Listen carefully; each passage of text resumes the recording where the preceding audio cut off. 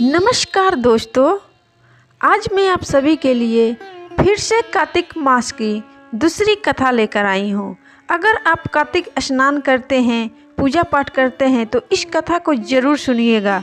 अगर नहीं करते हैं तब भी इस कथा को ज़रूर सुनिएगा। स्नान का फल मिलता है इस कथा को सुनने से। एक समय की बात है, किसी नगर में एक बूढ़ा व्यक्ति रहता था और उसकी 7 बहुएं थी। एक बार कार्तिक का महीना आया और उसने अपनी बहुओं से कहा कि मैं कार्तिक का स्नान करूँगा, क्या तुम इसे निभा दोगी? 7 में से 6 बहुओं ने मना कर दिया, लेकिन बड़ी बहू ने कहा कि मैं निभा दूंगी। बूढ़ा हर रोज़ सुबह उठता और नदी पर स्नान कर घर आता। गीली धोती को वह बड़ी बहू के आंगन में सुखा देता। जैसे जैसे उस गीली धोती में से पानी की कुछ बूंदें जमीन पर गिरती, वैसे ही वह हीरे मोतियों में बदल जाती। धोती से हीरे मोती गिरते देख बाकी 6 बहुओं से रहा नहीं गया और वे बोली कि हम भी बूढ़े को अपने यहाँ नहाने को बोलते हैं। उन्होंने कहा कि पिताजी, आप कल से हमारे यहाँ कार्तिक नहा लेना। बूढ़े ने कहा कि ठीक है, मुझे तो नहाना ही है, मैं तुम्हारे यहाँ नहा लूँगा। बूढ़ा सुबह सवेरे स्नान करके आया और धोती उसने दूसरी बहू के आंगन में सुखाने के लिए डाल दी, लेकिन यहाँ हीरे मोती की बजाय कीचड़ टपकने लगा। बहुओं ने यह देखा तो कहा कि आप हमारे यहाँ पाप का स्नान कर रहे हो, इसलिए यहाँ से जाओ और बड़ी बहू के यहाँ ही स्नान करो। बूढ़ा वापस बड़ी बहू के यहाँ आया और कार्तिक का स्नान करने लगा। स्नान करके उसने फिर धोती सुखाई तो फिर से हीरे मोती गिरने लगे। अब कार्तिक का महीना समाप्त होने वाला था। बूढ़ा चिंता में पड़ गया तो बड़ी बहू ने इसका कारण पूछा। उसने कहा कि कार्तिक का स्नान समापन होने को है और मेरा मन है कि मैं सारे परिवार को एक दिन खाने का न्योता दूं। बड़ी बहू ने कहा कि पिताजी, इसमें चिंता की क्या बात है, आप सभी को बुला ले, मैं खाना बना दूंगी। बूढ़ा सभी को निमंत्रण देने गया तो बाकी बहुओं ने कहा कि जब तक यह घर पर रहेगी हम खाने पर नहीं आएंगे।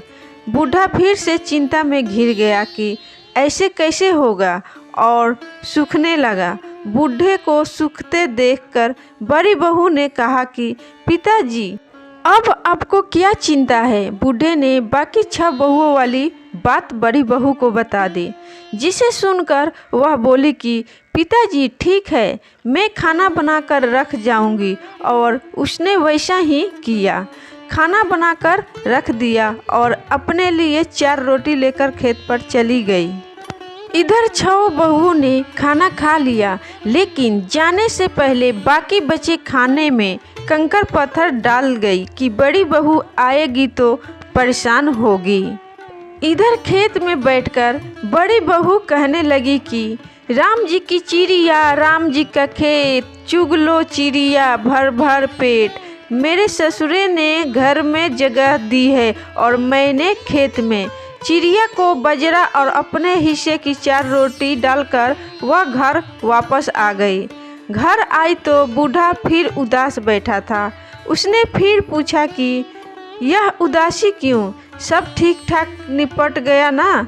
वह बोला कि हाँ, सब ठीक ठाक निपट गया, लेकिन वह तेरी देवरानियाँ बाकी बचे खानों में कंकर पत्थर एवं मिट्टी डाल गई। बहू ने कहा कि कोई बात नहीं पिताजी, मैं तो अपने लिए 4 रोटी फिर बना लूँगी।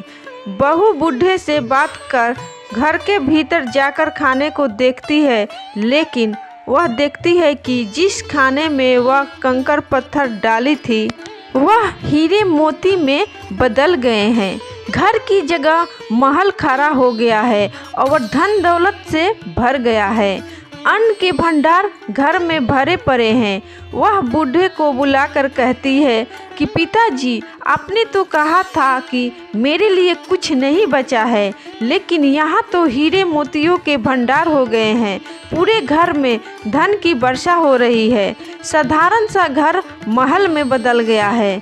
बूढ़ा सब चीज़ें देखकर बोला कि बेटी, तुमने सच्चे मन से कार्तिक स्नान सच्चे मन से निभाया था, लेकिन बाकी बहुओं ने पापी मन से इसे निभाया। इसलिए कार्तिक देवता तुमसे प्रसन्न हुए और यह फल दिया। और बूढ़े आदमी ने बोला, हे कार्तिक देवता, जैसे अपने बड़ी बहू की सुनी, वैसे ही आप सभी भक्त की सुनना।